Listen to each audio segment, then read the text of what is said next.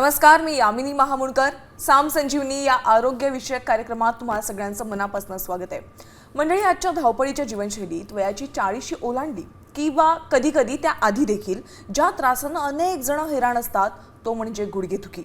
वाढतं वजन, व्यायामाचा अभाव आणि अयोग्य आहार या सगळ्या गोष्टींमुळे आजार अक्षरशः घराघरात पोहोचलाय. पण आयुर्वेद यावर केवळ तात्पुरता उपाय न सांगता मुळापासून आपण उपचार कसा करू शकतो आणि मुळापासून हा आजार कसा बरा करू शकतो, गुडघ्याची झीज खरोखरच भरून निघू शकते का, आयुर्वेदामध्ये यावर काय प्रभावी उपचार आहेत, अशा बऱ्याच प्रश्नांवर उत्तर देण्यासाठी, यावर मार्गदर्शन करण्यासाठी आज आपल्यासोबत आहेत सुप्रसिद्ध आयुर्वेद तज्ज्ञ आणि कार्लातील आत्मसंतुलन केंद्राच्या संचालिका डॉक्टर मालविका तांबे. डॉक्टर, स्वागत आहे. नमस्कार. नमस्कार, थँक्यू. तर प्रेक्षक हो, आता या लाईव्ह कार्यक्रमामध्ये तुम्ही देखील आरोग्याशी निगडीत कोणत्याही समस्यांविषयी डॉक्टरांशी थेट संवाद साधू शकता आणि त्यासाठी आमचा स्टुडिओ क्रमांक अगदी लगेचच लिहून घ्या, 022410100610.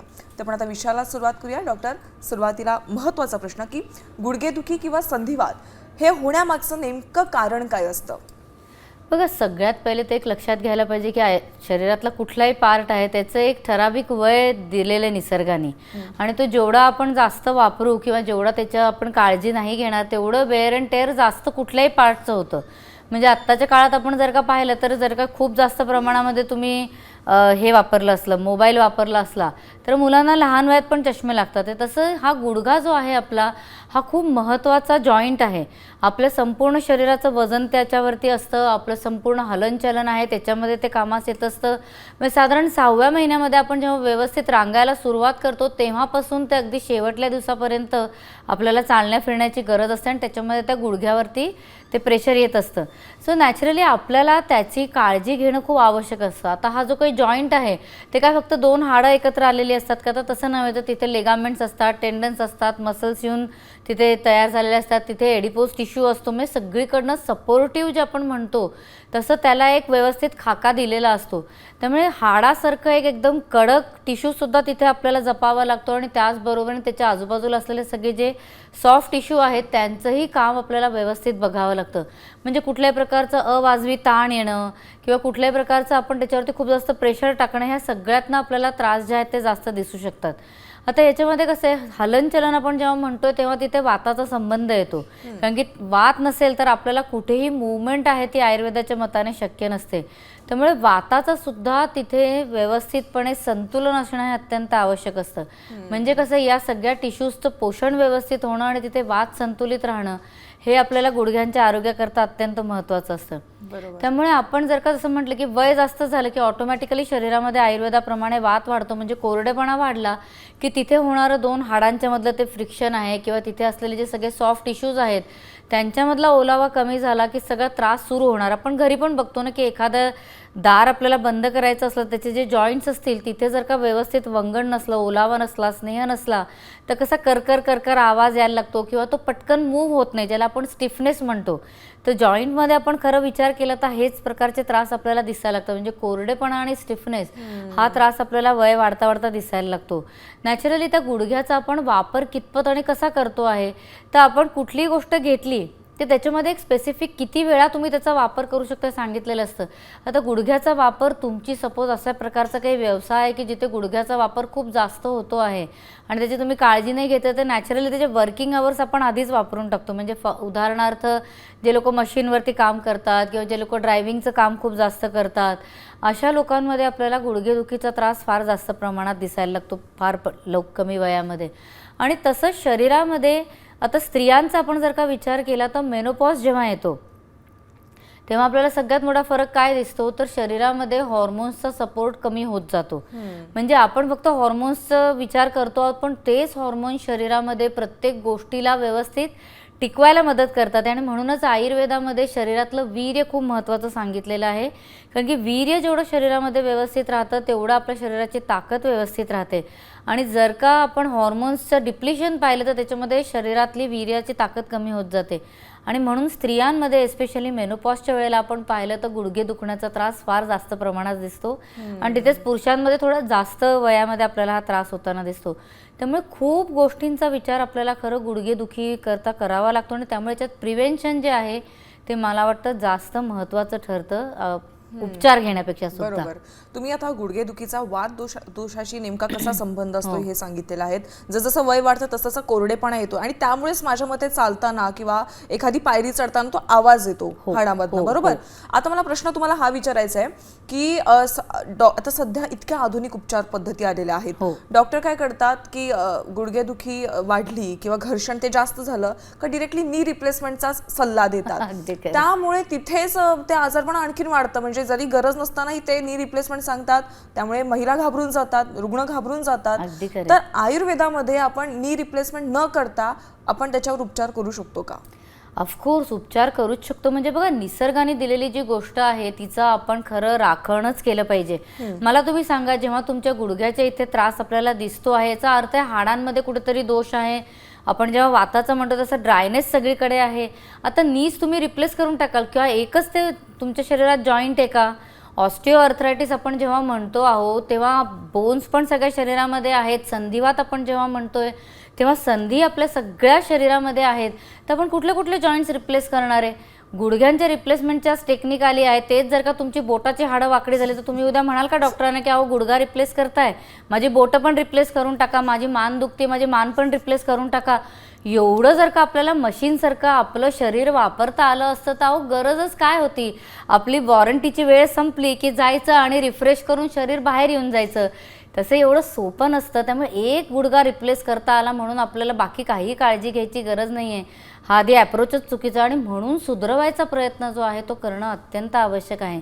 आता आपण जेव्हा म्हणतोय की वॉरंटी गॅरंटी जी काही शरीराला देऊन पाठवली आहे त्याच्याकरता आपण जर का सर्व्हिसिंग करतो, आता गाडी आपण कुठली घेतली तर आपण त्याची सर्व्हिसिंग करतो की नाही, की 15-17 वर्ष तरी बाबा घेतलेली कार आहे, लाखो रुपये मी खर्च केले तर ती माझ्याकरता टिकली पाहिजे, मी चालवता आलं पाहिजे मला. तसं म्हणून आयुर्वेदामध्ये या शरीराला टिकवून ठेवण्याकरता खूप वेगवेगळे उपचार व्यवस्थित सांगितलेले आहेत आणि त्यात सगळ्यात महत्त्वाचा तो असतो म्हणजे तो पंचकर्म. पंचकर्म जर का आपण सुरुवातीपासून म्हणजे कमी वयापासूनच करायला लागलो तर अशा प्रकारचे खरं कुठलेही त्रास आपल्याला होतानाच दिसत नाही. म्हणजे शरीरातलं वंगण व्यवस्थित राहतं, प्रत्येक आपल्याला जॉईंटवरती काम करता येतं. हे इतका सुरेख उपचार आयुर्वेदामध्ये सांगितलेला आहे. तर खरं प्रत्येकाने कोणाच्याही जर का फॅमिलीमध्ये माहिती असेल की ऑस्टिओआर्थरायटिसचा त्रास आहे किंवा आपल्याला खूप जास्त गुडघेदुखी किंवा पाय दुखतोय किंवा कंबर दुखते, कुठल्याही प्रकारचा असा त्रास असला तर खरं सर्व्हिसिंग शरीराची सतत करवून घेणं जे आहे ते मला वाटतं सगळ्यात मोठा प्रतिबंधात्मक उपाय आहे. आणि गुडघ्यांकरता तर खूपच वेगवेगळे उपचार जे आहेत ते आयुर्वेदामध्ये सांगितलेले आहेत.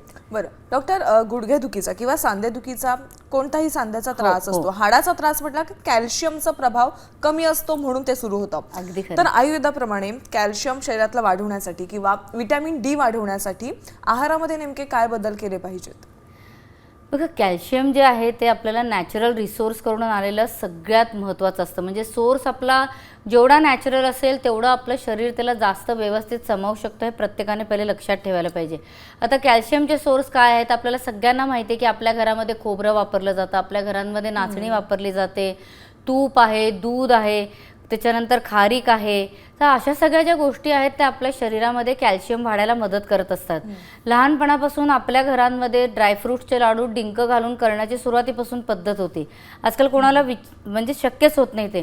तर तुम्ही आधी नॅचरल कॅल्शियम घेण्याकडे भर जो आहे तो जास्त द्यावा असं मला मनापासून वाटतं. नक्कीच. आपल्याला नांदेडवरून कॉल आलेला आहे. प्रमोद कुलकर्णी यांनी कॉल केलाय.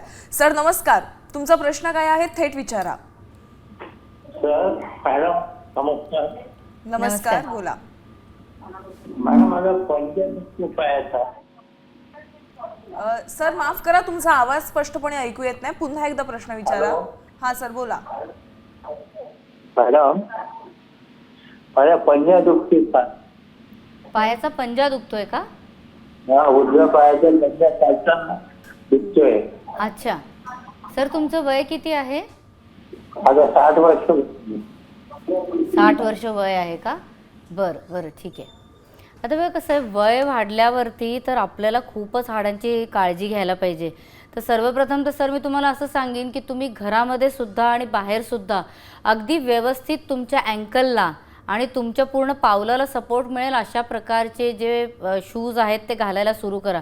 बरीचशी लोक काय करतात की घरामध्ये कुठली तरी स्लीपर वापरतात, त्यातल्या त्यात वापरली तर, नाही तर बरीचशी मोठी लोक वापरत सुद्धा नाही आणि बाहेर जाताना सुद्धा असं काहीतरी छान सपोर्टचं काहीतरी घालता येईल असं बघत नाहीत.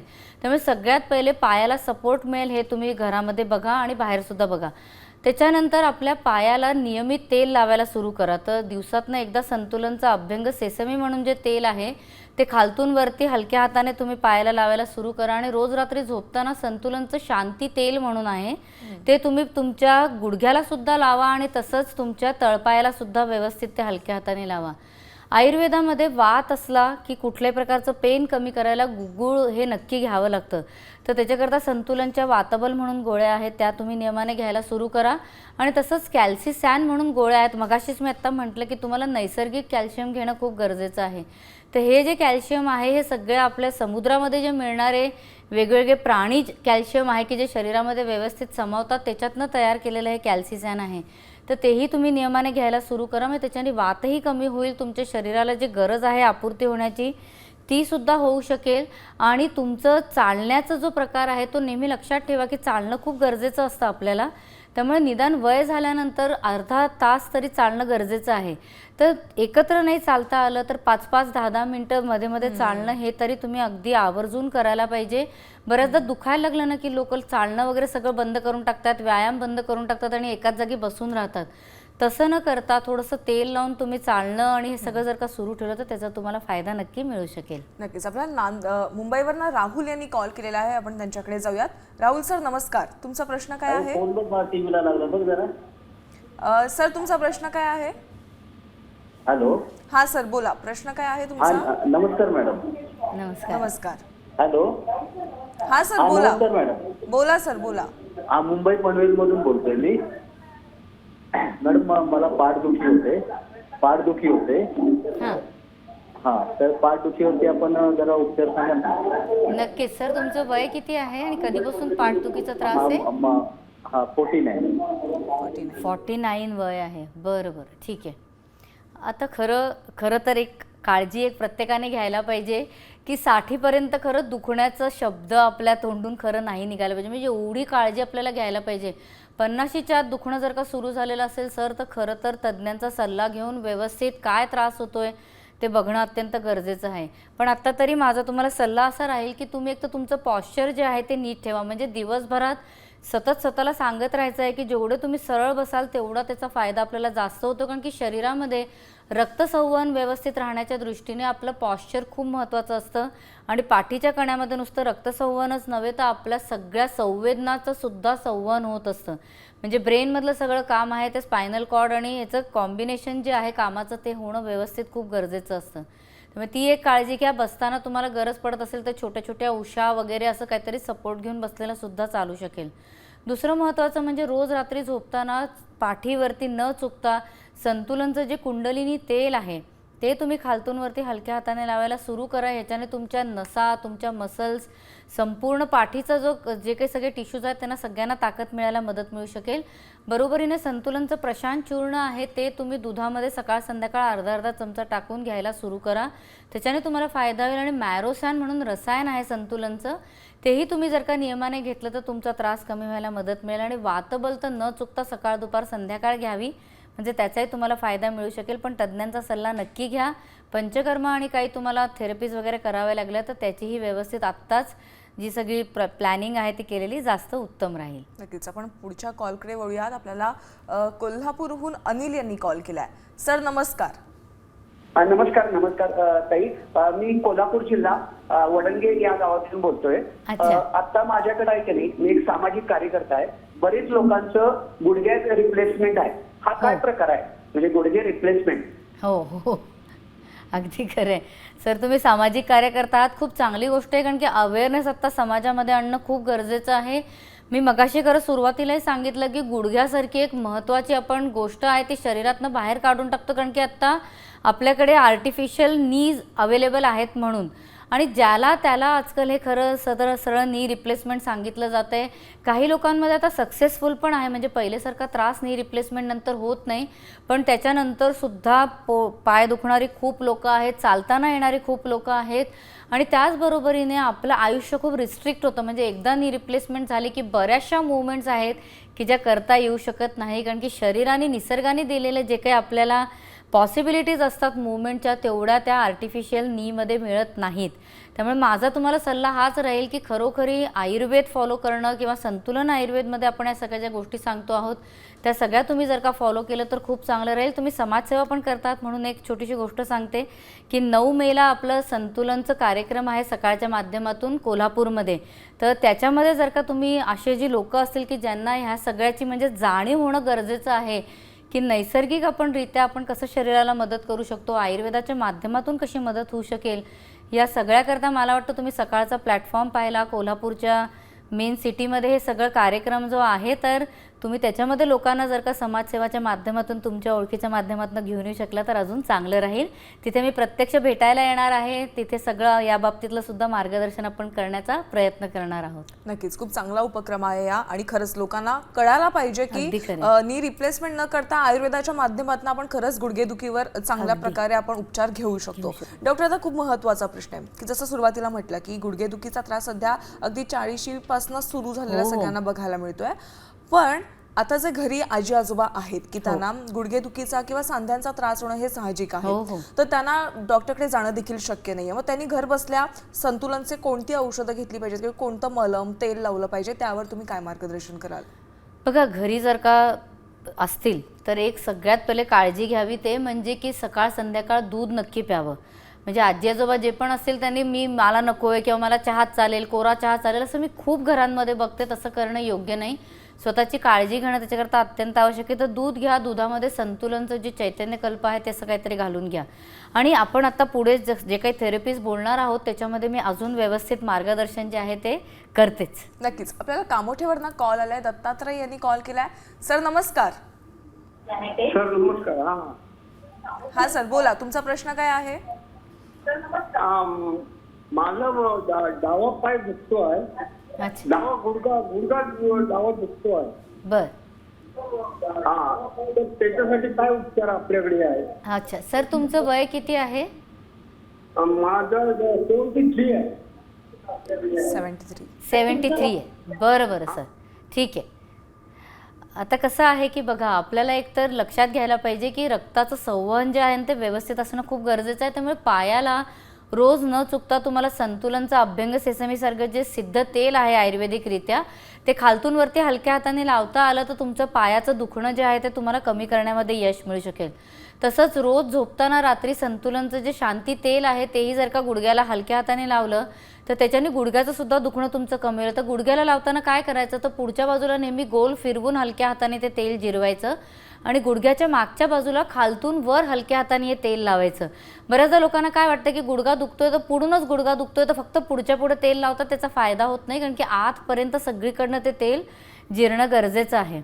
दुसरं जे घरी तुम्ही करू शकता सर, की घरी थोडेसे हळद घ्या, म्हणजे साधारण एक अर्धी छोटी वाटी तेवढंच तुम्ही साधारणपणे सैंधव मीठ घ्या आणि त्याच्यामध्ये 2-3 चमचे एरंडेल तेल घाला, ते व्यवस्थित कालवून घ्या आणि त्याच्यामध्ये तुम्हाला जमत असलं तर संतुलनचं जे शांती तेल आहे ते व्यवस्थित मिक्स करायचं आणि त्याच्यानंतर तवा गरम करायचा आणि तवा गरम करून ह्याची जी पोटली तयार करू आपण एखाद्या कापडामध्ये, तर तव्यावरून जेवढं तुम्हाला सहन होईल तेवढं तुम्ही ते तेलाचा जो आणि मिठाचा याचा हळदीचा शेक आहे तो तुमच्या पायाला करा मागून पडून. त्याच्याने तुमचं दुखणं जे आहे ते कमी व्हायला मदत मिळू शकेल.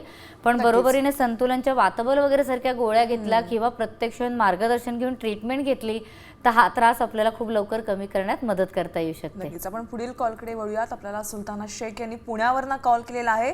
ताई नमस्कार. नमस्कार. नमस्कार. मॅडम, माझं वय 50 वय, पण माझं ना उजवा गुडघा दुखतो आणि टाचेच्या वरती ना थोडासा भाग आहे ना तो नेहमी दुखतो. हो, बरं बरं, ठीक आहे.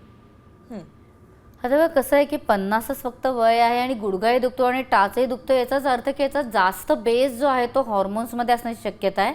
तर ताई तुम्ही म्हणजे तुमच्या गुडघ्याला, तुमच्या टाचेला तर नक्कीच संतुलनचं शांती तेल लावा दिवसातनं एकदा, पण त्याचबरोबरीने संतुलनचं रोज ब्युटी तेल पण लावा. कारण की त्याच्यातनं कसं होईल की आतमध्ये जे पित्त शमन करण्याची गरज आहे हॉर्मोन्सचं, ते आपल्याला करणं सुद्धा शक्य होऊ शकेल. त्यामुळे दोन्ही तेलांचं कॉम्बिनेशन सकाळ संध्याकाळ तुम्ही लावा. आणि बरोबरीने जमत असलं तर संतुलनचं जे फेमिसॅन तेल आहे स्त्रियांच्या हॉर्मोनल बॅलन्स करता, त्याचाही पिचू तुम्ही लगेच ठेवायला सुरू करा. माझे जे यूट्यूब चॅनल आहे डॉक्टर मालविका तांबे नावाने, त्याच्यावरती तुम्ही योनी पिचू असा व्हिडिओ जर का सर्च केला तर त्याच्यामध्ये तुम्हाला याची सगळी माहिती जी आहे ती मिळू शकेल. तसंच बरोबरीने स्वतःचं कॅल्शियम व्यवस्थित ठेवणं, व्हायटॅमिन D3 व्यवस्थित ठेवणं हेही तेवढंच गरजेचं आहे. त्याच्याकरता संतुलनचं जे मॅरोसॅन म्हणून रसायन आहे ते तुम्ही सकाळ संध्याकाळ 1-1 चमचा लगेच घ्यायला सुरू करा. आणि तसंच संतुलनचं धात्री रसायन आहे तेही नियमाने घ्यायला सुरू करा. या दोन्हीचाही फायदा तुम्हाला होऊ शकेल. आणि तेल लावल्यानंतर शक्य झालं तर थोडा वेळ तरी उन्हात जाऊन बसा, म्हणजे त्याचाही तुम्हाला शरीरामध्ये व्हिटॅमिन D3 जे आहे तेही वाढायला मदत मिळू शकेल. नक्कीच. डॉक्टर, सध्या आपण बघतो की सोशल मीडियाच्या माध्यमातून घरगुती हे उपचार करा किंवा असा व्यायाम करा, मग गुडघेदुखी आपली टळू शकेल किंवा नाही होणार. तर हे कितपत योग्य आहे? आणि ज्यांना गुडघेदुखीचा खरंच त्रास आहे त्यांनी कोणते व्यायाम टाळायला पाहिजेत? बघा, एक गोष्ट नेहमी लक्षात ठेवा की सोशल मीडियावरती सांगणारी जी लोक आहेत त्यांचे खरोखरी काय पदवी आहे, त्यांना ते सगळे गोष्टी सांगण्याचा अधिकार आहे का, हेही बघणं अत्यंत गरजेचं आहे. नाही तर सध्याच्या काळामध्ये सगळ्या गोष्टी नुसत्या कशा हिट होतात, ते कुठे तुम्हाला सोशल मीडियावरती त्याला जास्त रँकिंग मिळते, अशाच प्रकारे आपण जास्त बघतो. त्यामुळे प्लीज ऑथेंटिक गोष्ट असेल तरच ती करण्यामध्ये अर्थ असतो. त्याच्यानंतर ज्या छोट्या छोट्या गोष्टी असतील, टिप्स असतील, त्या एखाद वेळेस फॉलो केल्या तर काही फरक पडत नाही.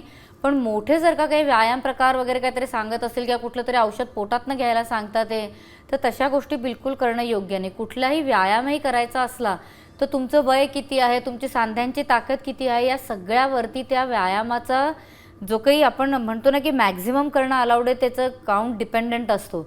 त्यामुळे करत असताना आपल्याला कुठला त्रास जाणवतो आहे का, गुडघ्यादुखी त्याच्यानंतर वाढली आहे का, हा सगळा विचार आपल्याला करावा लागतो. आणि त्यामुळे कुठलीही गोष्ट करत असताना हळूहळू पुढे जायचं. मग समोरच्याने तुम्हाला सांगितलं की तुम्ही याचे 10 रेपिटेशन्स करा, तर लगेच पहिल्याच दिवशी 10 रेपिटेशन्स करायला घ्यायचे नाही. पहिल्या दिवशी एकदा किंवा दोनदा करून बघायचं, मग नंतर ते हळूहळू वाढवून बघायचं की तुम्हाला त्याचा त्रास कमी होताना दिसतोय का. नक्कीच. आपण पुढच्या कॉलकडे वळूयात. अंजना सावंत यांनी सांगलीहून आपल्याला कॉल केलेला आहे. ताई नमस्कार. ताई, तुमचा टीव्हीचा आवाज कमी करा आणि फोनवरून थेट मला प्रश्न विचारा. नमस्कार.